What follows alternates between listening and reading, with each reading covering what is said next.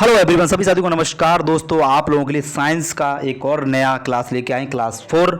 और ये ऐसे ही क्लास आपको प्रतिदिन रोजाना 7 बजे मिला करेगा। तो सभी साथियों से रिक्वेस्ट करना चाहूंगा, प्लीज़ इस वीडियो को ज़्यादा शेयर कर दें। चैनल पर नए हैं, चैनल को सब्सक्राइब कर लें, साथ में उसके बेल आइकन घंटी को ऑल प्रेस करें। घंटी को ऑल पर प्रेस करें तो नोटिफिकेशन आपको मिलता रहेगा। साइंस में 20 में से 20 आपके 110% आएंगे अगर आप रोजाना जुड़े रहते हो। पीडीएफ मैं आपको टेलीग्राम पर अपलोड कर देता हूँ, तो प्लीज़ टेलीग्राम पर जरूर जुड़ जाएं। और साथियों को जरूर शेयर करें, आपके जो भी ग्रुप हो उसमें शेयर कर देना, ठीक है। और साथियों, अगर आप एएलपी या वर्क की टेस्ट सीरीज चाहते हो, मैथ, रीजनिंग, साइंस, जिसकी भी चाहते हो आप, सेक्शन वाइज भी चाहते हो कि हमें मैथ की चाहिए, हमें रीजनिंग की चाहिए, जीके की चाहिए, आपको जो भी चाहिए, साइंस की चाहिए, आपको सब मिल जाएगा। कैसे मिलेगा? आप लोग प्ले स्टोर पे, तो आप लोग प्ले स्टोर पे लिखें Wig Booster app. Wig Booster app लिखने के बाद वहाँ पर आप जो भी टेस्ट सीरीज परचेज करें तो कूपन कोड हमारा है शिवा 30। सेम टू सेम ऐसा ही लगाना पड़ेगा। जब आप कूपन कोड लगाएं उसके बाद बाय नाउ करें, उसके बाद परचेज करें, 30% का आपको हर टेस्ट सीरीज पर आपको बेनिफिट मिलेगा, ठीक है साथियों। चलते हैं, आपको दिखा देते हैं कहाँ। जब आपको ऐप को इंस्टॉल कर लोगे तो यहाँ पर आपको दिखाई देगा वार्क रिक्वायर्ड 2023 मॉक टेस्ट। इस पर क्लिक करें और वहाँ पर नहीं तो आपको सर्च का आएगा, सर्च करके भी आप लोग क्या कर सकते हैं, आप इस टेस्ट सीरीज को परचेज कर सकते हैं। यहाँ पर आपको सारी टेस्ट सीरीज हैं, ऑफलाइन टेस्ट जो भी है। आपको इलेक्ट्रीशियन के लिए, आप लोगों के लिए बता दूं, इलेक्ट्रीशियन फिटर वाले आप लोग क्या करें, यहाँ पर जरूर जाएं। माइंड टेस्ट में आपको इलेक्ट्रीशियन फिटर वालों को मिलेगा 100 क्वेश्चन का प्रीवियस क्वेश्चन मिलेगा, ठीक है। तो आप लोग यहाँ से परचेज कर सकते हो। जो भी टेस्ट सीरीज परचेज करें शिवा 30 कैपिटल में लिख के आप परचेज कर सकते हो, ठीक है। चलते हैं अपने क्वेश्चन पर।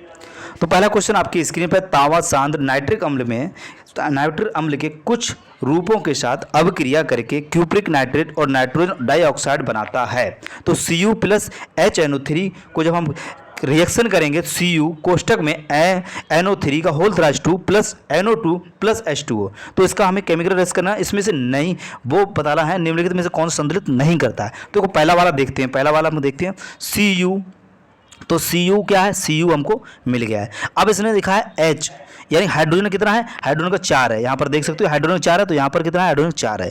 अब हम देखेंगे नाइट्रोजन, नाइट्रोइड का Na2 का, तो यहाँ पर कितना है? 2 और 2 4 है, ठीक है। यहाँ पर 4 है, लेकिन यहाँ पर आप देख सकते हो, यहाँ पर इसमें क्या 3 और 4 7 है, इसलिए इसका सही आंसर क्या हो जाएगा? सही आंसर इसका फर्स्ट वाला ही हो जाएगा। थोड़ा सा टफ क्वेश्चन है, रिएक्शन का है, ठीक है। हो सकता है एग्जाम में आ जाए, तो आपको ऐसे ही मैच करना पड़ेगा। A option is the right answer, ठीक है। और ये टेस्ट जो है आस एजुकेशन सेंटर पटना, जो कि एएलपी और वर्क वालों के लिए चलता है, शाम में 6 बजे, 200 रुपये इसकी फीस है। मैं आपको फ्री ऑफ कॉस्ट करवा रहा हूं, तो आप लोग जरूर इस सीरीज को जुड़ें और अपने दोस्तों तक जरूर शेयर करें, ठीक है। नेक्स्ट क्वेश्चन आपकी स्क्रीन पर फटाफट देखिए और उसका कमेंट करके इसका आंसर करिए।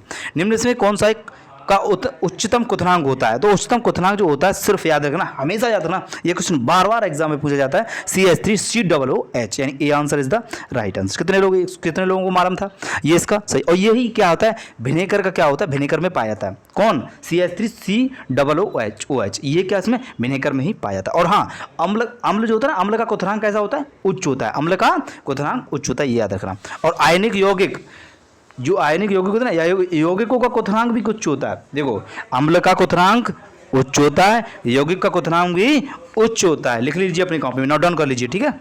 इसको नोट डाउन अपनी कॉपी में कर लीजिए। चलिए नेक्स्ट क्वेश्चन पर आपको लेके चलते हैं। नेक्स्ट क्वेश्चन आपकी स्क्रीन पर है, यदि एक गोली दर्पण का आकार इस प्रकार बढ़ता है कि उसकी वक्रता त्रिज्या दोगुनी हो जाती है, तो उसकी फोकस दूरी क्या रहेगी? पूर्ववत ही रहेगी, जैसी है वैसी ही रहेगी, जैसी है वैसी ही रहेगी, पूर्ववत रहेगी, घटकर आधी हो जाएगी, अनंत हो जाएगी, या बढ़कर दोगुनी हो जाएगी? हमेशा याद रखना, जब एक गोली दर्पण का आकार प्रकार बढ़ता है तो उसकी वक्रता त्रिज्या हमेशा दोगुनी हो जाती है, तो वो भी क्या होगी? बढ़कर दोगुनी हो जाएगी। तो right option D answer is the right answer. कितने लोगों ने डी आंसर लगाया? बिल्कुल सही आंसर हो जाएगा, D answer is the right answer हो जाएगा। बहुत बढ़िया। चलिए नेक्स्ट क्वेश्चन पर आपको लेके चलते हैं, क्वेश्चन नंबर 4। क्वेश्चन नंबर 4 कह रहा है, यहाँ पर देख सकते हो, तत्वों को उनके परमाणु द्रव्यमान के बढ़ते क्रम में रखकर बनाई गई न्यूलैंड के तत्वों की व्याख्या में अंतिम शब्द कौन सा है? तो अंतिम शब्द वो एक ही है, वो हमारा है थोरियम। कौन सा है? Thorium is the right answer. कुछ नहीं समझना, क्वेश्चन जो है ना, थोड़ा सा अगर आप दिमाग लगाओगे ना, अगर ये क्वेश्चन, अगर आप ये सीरीज रोज करते हो 20 क्वेश्चन की, तो मैं आपसे उम्मीद करता हूँ आप लोग जरूर कुछ ना कुछ अच्छा करके आओगे एग्जाम में, ये मैं आपसे प्रॉमिस करता हूँ। इन क्वेश्चन को तैयार करने में 4-5 लोग लगते हैं, इन क्वेश्चन को करेक्ट करते हैं, 20 क्वेश्चन, लगभग 40 क्वेश्चन करेक्ट करते हैं, उनमें 20 क्वेश्चन छांटे जाते हैं, फिर इनको 20 क्वेश्चनों को जहाँ सर इनको पास करते हैं, ठीक है। तो आप लोग इन क्वेश्चन को हल्के में ना लें, ये आप लोग जो लोग टेस्ट करते हैं उन लोगों से पूछ लेना, ठीक है, ये क्वेश्चन कहाँ से लिए जाते हैं, और ये प्रीवियस क्वेश्चन है, ठीक है। चलिए नेक्स्ट क्वेश्चन आपको लेके चलते हैं।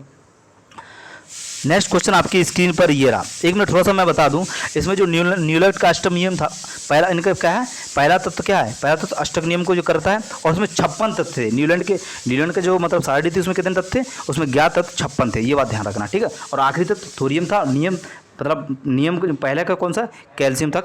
इसका मान्य जो नियम था वो कहाँ तक था, वो कैल्शियम तक ही मान्य था। तो राइट ऑप्शन इसका क्या था, सी ऑप्शन। चलिए आगे क्वेश्चन लेकर चलते हैं। आगे क्वेश्चन ये रहा, क्वेश्चन नंबर 5।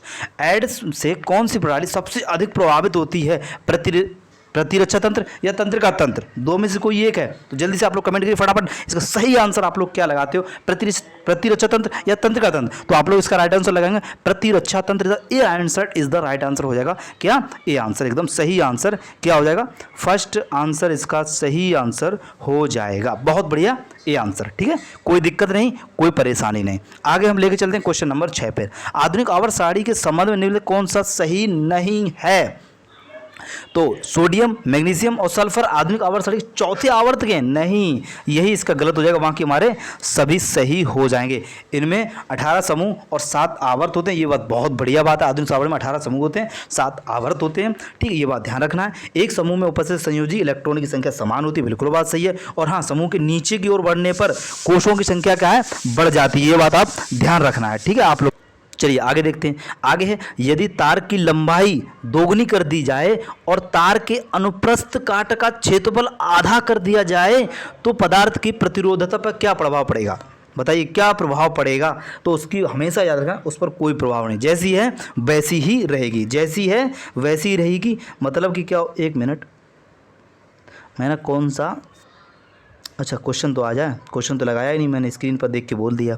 हाँ अब आ गया क्वेश्चन। यदि पदार्थ की लंबाई दोगुनी कर दी जाए, तार के अनुप्रस्थ काट का क्षेत्रफल आधा कर दिया जाए तो पदार्थ की जो प्रतिरोधकता होती है उस पर क्या प्रभाव पड़ता है। तो आप लोग बोलेंगे आधी रह जाएगी, दोगुनी, चारगुनी, ऐसा कुछ नहीं, ठीक है, वो जैसी है वैसी ही रहेगी, अपवर्तित रहेगी। D answer is the right answer हो जाएगा। डी आंसर क्या होगा इसका सही आंसर, डी आंसर हो जाएगा। चलिए नेक्स्ट क्वेश्चन। नेक्स्ट क्वेश्चन ये रहा, निम्न में से कौन सी धातु सबसे अभिक्रियाशील होती है। तो हमेशा याद रखना, मैग्नीशियम जो है सबसे अधिक अभिक्रियाशील, जिंक, कॉपर, लोहा नहीं होता है, मैग्नीशियम होती है। कौन सी, मैग्नीशियम, ठीक है, ये बात आप ध्यान रखना। ये आवर्त सारणी 1 आवर्त सारणी 2 के अंतर्गत आता है। कौन, मैग्नीशियम जो है आवर्त सारणी 2 के अंतर्गत आता है, ठीक है, मैग्नीशियम, ठीक है। चलिए तो इसका A option is the right answer हो जाएगा, सबसे अधिक अपक्रियाशील धातु मैग्नीशियम हो जाएगी। आगे लेके चलते हैं। आगे क्वेश्चन ये रहा क्वेश्चन, देखो, श्वेत प्रकाश का एक कण पुंज किसी कांच के प्रिज्म से होकर गुजरता है और एक स्पेक्ट्रम प्राप्त होता है। निम्न में से कौन सा रंग घटक सबसे कम झुकता है, पीला, नारंगी, आसमानी, बैगनी। सबसे कम जो झुकता है वो एक ही रंग है, वो नारंगी। और सबसे कम क्या पूछा उसने, एक मिनट, सबसे कम झुकता है, सबसे कम कौन झुकता है, नारंगी झुकता है। कौन सा, नारंगी इज द राइट आंसर, ठीक है, नारंगी। चलिए आपको यहाँ तक हम लेके आ चुके हैं और इसका राइट ऑप्शन जो हो जाएगा वो हो जाएगा नारंगी। और अगर सबसे कम और उससे भी कम अगर यहाँ पर लाल होता तो लाल क्या होता, उस सबसे कम जो झुकता है वो झुकता है लाल, उससे कम नारंगी, और सबसे ज़्यादा कौन सा झुकता है, वो बैंगनी रंग झुकता है। ये बात ध्यान रखना आपको। चलिए आगे लेके चलते हैं। आगे क्वेश्चन बहुत अच्छा क्वेश्चन है। यदि किसी परपथ के प्रतिरोध को नियत रखते हुए उसकी धारा और विभवांतर को 3 गुना कर दिया जाए तो शक्ति में क्या होगा, सीधी सी बात, शक्ति P बराबर R² R। ये इसका सूत्र लगा दो यहाँ पर आई के, ठीक है, तो आई की जगह रख दो 3 त्रिका 9, यानी कहाँ पर है 3 त्रिका 9, 9 गुनी कहाँ पर है, आपको दिख रहा होगा ए ऑप्शन। तो ए ऑप्शन क्या इसका सही आंसर हो जाएगा, ए आंसर, ठीक है। चलिए आगे लेके चलते हैं।